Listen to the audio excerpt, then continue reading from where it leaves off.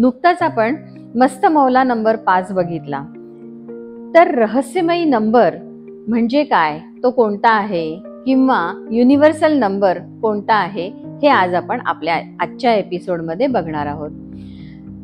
तुमचा जन्म 7, 16 किंवा 25 या तारखांना जर झालेला असेल तर तुमचा मुलांक हा 7 असतो. नमस्कार, मी Gita Kulkarni. Soulful connections with गीतामध्ये आपणा सर्वांचं हार्दिक स्वागत करते. आता मुलांक 7 हा रहस्यमयी याला का म्हटलं जातं, कारण की हे गूढ असतात. युनिव्हर्सशी यांचं नातं एकदम डायरेक्ट असतं, त्यामुळे थोडेसे रहस्यमयी हे लोक असतात. या लोकांमध्ये की नाही देवभक्ती खूप असते, म्हणून यांना डिव्हाइन पीपल किंवा ईश्वरभक्त लोक असं म्हटलं जातं. ह्या मुलांकाचं अजून एक वैशिष्ट्य म्हणजे ही लोक खूप फॅमिली ओरिएंटेड असतात. यांना फॅमिली बद्दल खूप प्रेम असतं किंवा मित्रपरिवाराबद्दल खूप प्रेम असतं. कारण का, तर यांच्याकडे हृदय असतं ना, राहू जवळ ते नसतं. त्यामुळे केतूनी प्रभावित ही लोक जी असतात त्यांच्याकडे हृदय असल्यामुळे ही लोक फॅमिली ओरिएंटेड असतात. मुलांक 7 वाली लोक जी असतात ना, ती अनेक वेळेला कुठलेही डिसिजन जर घ्यायचे झाले तर कायम मनापासून घेतात, कारण त्यांच्याकडे हृदय हा एकच अवयव असतो. बाकीचं सगळं याच्यावर असतं ना, त्यामुळे हृदय किंवा पाय हे दोनच असतात. पण हृदयाशी ते जास्ती कॉन्टॅक्ट मध्ये असतात, जास्ती त्यांना जवळीक असते हृदयाशी. त्यामुळे प्रत्येक गोष्टीचा विचार ही लोक हृदयानेच करत असतात. त्यामुळे कुठल्याही गोष्टीत डिसिजन घेण्यासाठी ही लोक खूप कमी पडतात. पण ह्यांना जर एखादा मित्र किंवा फॅमिली मेंबर असा जर भेटला की चल बाबा, मी तुला सपोर्ट करतोय आणि तू छानपैकी पुढे जा, मी तुझ्या पाठीशी आहे, असं सांगणारी लोक जर त्यांना भेटली तर ही लोक खूप छान डिसिजन घेऊन पुढे जाऊ शकतात. म्हणजेच ही लोक रिस्क टेकर नसतात. आता ना, या लोकांना तुम्ही कधीही विचारा की आपण जरा पिकनिकला जाऊया का किंवा कुठे बाहेर फिरायला जाऊया का, घरच्यांनी जरी विचारलं तरी ही लोक सांगतील. घरनं समजा असं ठरलं की एखाद्या थंड हवेच्या ठिकाणी फिरायला जायचंय, तर ही लोक केदारनाथची निवड करतील, कारण केदारनाथच्या थंड हवेच्या ठिकाणी पण स्पिरिच्युअल ठिकाणी असं यांचं एक कॉम्बिनेशन असतं की फिरायला जायचं म्हटल्यानंतर ती स्पिरिच्युअल जागा असली पाहिजे, असं यांचं एक गणित असतं. आणि त्या गणितामुळे ही लोक छानपैकी ऑलवेज स्पिरिच्युअल ठिकाणच फिरण्यासाठी निवडत असतात. शांत स्वभावाचे असतात, वैचारिक असतात खूप छानपैकी. आणि यांना म्हणजे काय, एक अजून एक उदाहरण मी तुम्हाला देऊ इच्छिते की समजा तुमचा एक ग्रुप आहे 10-12 जणांचा आणि त्या 10-12 जणांच्या मध्ये एक व्यक्ती मुलांक 7 वाली आहे.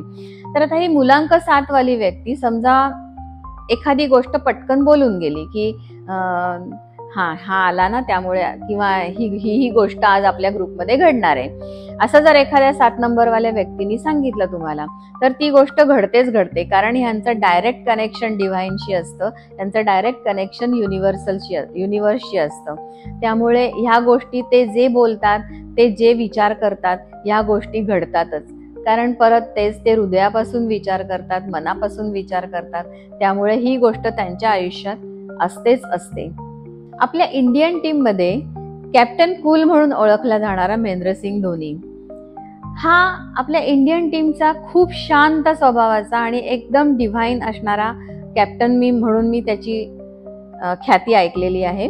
तर हा जो आहे ना, तो दरवेळेला काय करतो की अगदी मॅच 99% समोरच्या व्यक्तीच्या हातात गेलेली आहे, समोरच्या टीमच्या हातामध्ये गेलेली आहे. पण आणि आता लास्ट बॉल आहे, एकच रन हवे, अशा परिस्थितीत सुद्धा तो समोरच्या बॉलरला अशा काही टिप्स देतो की त्या टिप्सनी तो बरोबर स्टंप आउट करू शकेल समोरच्या व्यक्तीला आणि शेवटच्या बॉलला सुद्धा मॅच फिरू शकते. असं अनेकदा धोनीच्या बाबतीत उदाहरण घडलेलं आहे. म्हणून तो कॅप्टन कूल म्हणून ओळखला जातो. शेवटच्या क्षणी सुद्धा डोकं शांत ठेवून निर्णय घेणारा आपला captain cool Mahendra Singh Dhoni number 7. म्हणजेच काय, तर शेवटच्या बॉलला सुद्धा व्यवस्थित रणनीती आखून शांत डोक्याने एखादा विचार करून आपल्याला जे हवं ते आपल्याकडे खेचून घेण्याचं काम आपला कॅप्टन कूल महेंद्रसिंग धोनी करतो. त्यामुळे हे त्याचा मुलांक 7 त्याच्याकडून करवून घेत असतो. आता त्यांची इंट्युशन पॉवर असते ना ती खूप स्ट्रॉंग असते. आणि इंट्युशन बद्दल बोलायचंच झालं तर मी पुन्हा एकदा महेंद्रसिंग धोनीचं उदाहरण देईन. 4 बॉलला 4 सिक्सर मारल्यानंतर सुद्धा 5व्या बॉलला त्याला बरोबर माहिती असते, त्याची इंट्युशन त्याला सांगत असते की हा आता आउट होणार की अजून एक सिक्सर मारणार. तर अशा प्रकारे त्याची रणनीती तो आखतो महेंद्रसिंग धोनी. आणि त्यामुळे त्याची इंट्युशन पॉवर चांगली असल्यामुळे त्याच्या मनात जे असतं तेच घडतं. कारण पुन्हा एकदा डिवाइनशी कनेक्ट असतात मुलांक 7 वाले. महेंद्रसिंग धोनी हे सगळ्यात चांगलं आणि खूप छान उदाहरण आपल्या डोळ्यासमोर आहे. आणि ह्या सगळ्या गोष्टी मुलांक 7 कडे असतात.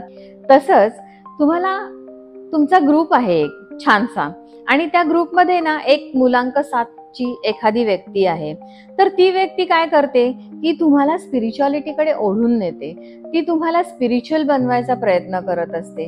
कारण कसं आहे ना की काही ना काही कारण काढेल मग ती त्यासाठी. तिच्या घरी काहीतरी पूजा अरेंज करेल किंवा रामदास स्वामींच्या किंवा गोंदावलेकर महाराजांच्या किंवा स्वामी समर्थांच्या पादुका घरी बोलवेल, त्यासाठी तुम्हाला घरी इन्व्हाइट करेल. असं करून ती सतत तुम्हाला कुठल्या ना कुठल्या तरी स्पिरिच्युअलिटीमध्ये बांधून ठेवण्याचा प्रयत्न करेल आणि तुम्हाला स्पिरिच्युअलिटीमध्ये खेचण्याचा नक्की प्रयत्न करत असेल. तुमच्याकडे अशी एखादी मैत्रीण किंवा मित्र असेल तर नक्की कमेंट करून खाली सांगा की येस, आमच्याकडेही मुलांक 7 आहे. आता अजून एक मजेशीर गोष्ट मी तुम्हाला यांच्या बाबतीत सांगते.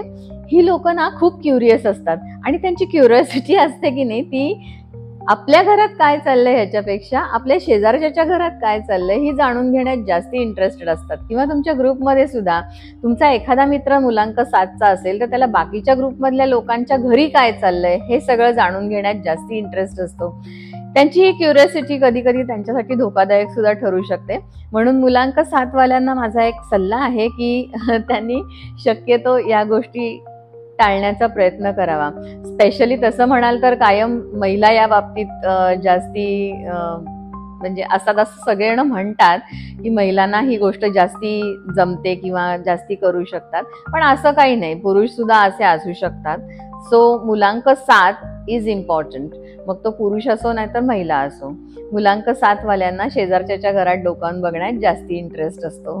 ही लोक, अजून एक उदाहरण त्यांचं द्यायचं झालं तर, ही लोक मल्टीटास्कर असतात, सेन्सिटिव्ह असतात आणि खूप ऍक्टिव्हही असतात. आणि खूप ऍक्टिव्ह असल्यामुळे काय होतं ना की त्यांच्या आपोआप मल्टीटास्किंग त्यांच्यामध्ये येतच. कारण आता मी हे करते ते करते ते करते हे त्यांच्यामध्ये आपोआप निर्माण व्हायला सुरुवात होते. त्यांची कामाचा स्पीड आपोआप वाढला जातो आणि अशा प्रकारे ते मल्टीटास्कर कधी होतात हे त्यांनाच कळत नाही. तसंच खूप सेन्सिटिव्ह असतात कारण त्यांच्याजवळ हृदय असतं. हृदयामुळे ते खूप सेन्सिटिव्हही असू शकतात. तुमच्या ग्रुपमध्ये जर एखादा मुलांक 7 वाला असेल तर दुसऱ्याच्या घरात जर, म्हणजे मगाशी मी तुम्हाला उदाहरण दिलं की दुसऱ्याच्या घरात डोकावून बघणारेही लोक असतात म्हणून, पण एखादा जर कुठल्या तरी वाईट प्रसंगात असेल तर तिथे धावून जाणारेही मुलांक 7 वालेच पहिले असतात. कारण त्यांची ती सवय कधी कधी चांगली सुद्धा ठरू शकते. त्यामुळे मुलांक 7 वाले सेन्सिटिव्हही असतात, ऍक्टिव्हही असतात आणि मल्टीटास्करही असतात. मुलांक 7 वाल्या व्यक्ती कायम भांबावलेले आणि रेसलेस असतात. कॅटरीना कैफ, बाबा रामदेव. आता बाबा रामदेवांचंच उदाहरण जर घ्यायचं झालं तर त्यांनी आज स्पिरिच्युअलिटी मधनं स्वदेशी चळवळ कशी निर्माण केली याचं एक जितं जागतं उदाहरण आपल्या डोळ्यासमोर आहे. रामदेव बाबा, कॅटरीना कैफ, तसेच करण जोहर ही काही आपल्या देशातली नावं आहेत ज्यांचे मुलांक 7 आहेत. तर ही लोक रेसलेस असतात, पण ह्यांच्याकडे ना हृदय असल्यामुळे ही लोक, म्हणजे तुम्हाला ना त्यांच्याकडे बघितलं की असं वाटेल कदाचित की अरे ह्या व्यक्तीला आपली काही पडलीच नाही, आपण त्याच्या आजूबाजूला फिरतोय, आपण त्याच्या आजूबाजूला सगळ्या गोष्टी करतोय, पण ही व्यक्ती आपल्याकडे दुर्लक्ष करते. पण तसं नसतं बरं का. ह्या लोकांचं बरोबर तुमच्यावरती लक्ष असतं आणि ते बरोबर स्पिरिच्युअलिटीकडनं तुम्हाला आपल्याकडे खेचण्याचा प्रयत्न करत असतात.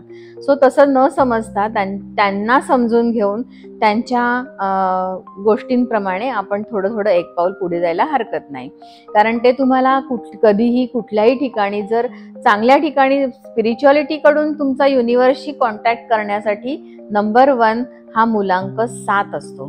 एवढं मात्र कायम लक्षात ठेवायचं. ज्यांना मेडिटेशन किंवा असं जर करायचं असेल तर तुम्ही जाणून पडताळून पाहू शकता की तुमच्या गुरुचा नंबर 7 आहे का, म्हणजे तुमचे जे गुरु आहेत तुम्हाला मेडिटेशन शिकवणारे किंवा ह्या स्पिरिच्युअलिटीकडे तुम्हाला नेणारे, योगा शिकवणारे किंवा ह्या गोष्टी ज्या आहेत तर त्या तुम्ही जर चोखंदळपणे बघितलं तर कदाचित तुमच्या गुरुचा नंबरही नंबर 7 मुलांक असू शकतो.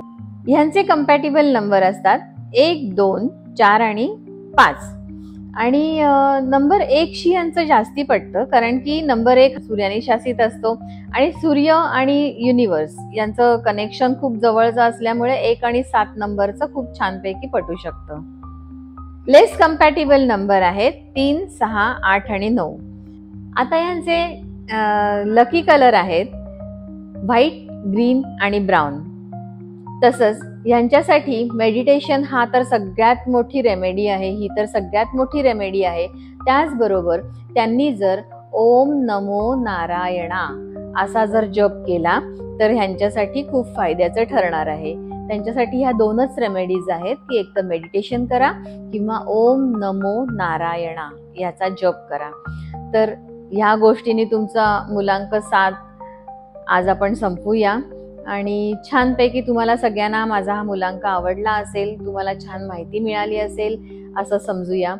चक्राच्या सिरीजला जसा तुम्ही रिस्पॉन्स दिलात त्याप्रमाणे आता न्यूमरोलॉजीच्या सिरीजला तुमच्याकडून खूप जास्ती रिस्पॉन्स मिळेल अशी अपेक्षा करते. आणि लाईक करा, सबस्क्राईब करा आणि शेअर करा. ज्यांचे मुलांक 7 आहेत, मग ते तुमचे घरचे मेंबर्स असोत, नातेवाईक असोत, नाहीतर तुमचे फॅमिली फ्रेंड्स असोत, मित्रपरिवार असोत, या सगळ्यांशी ज्यांचे मुलांक 7 आहेत त्यांच्याशी हे शेअर करायला विसरू नका. धन्यवाद.